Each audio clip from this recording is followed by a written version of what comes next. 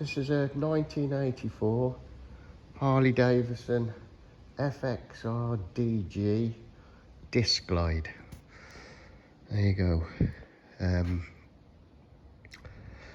Well, we've not had it running. It's got a very weak spark.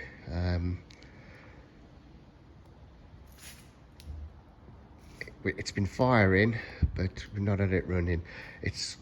It's an engine that's got dual spark on each cylinder. It's got spark plug this side and spark plugs the other side. It's quite a tidy looking bike.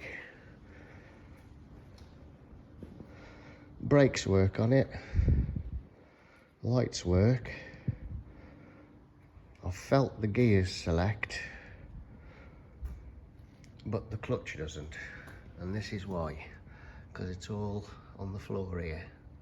It's got the side panels there. It feels, I can't feel anything in the clutch basket inside the primary. I think it's been stripped down.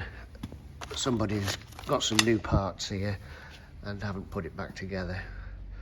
So it's a project that needs fixing up. It's got a gasket.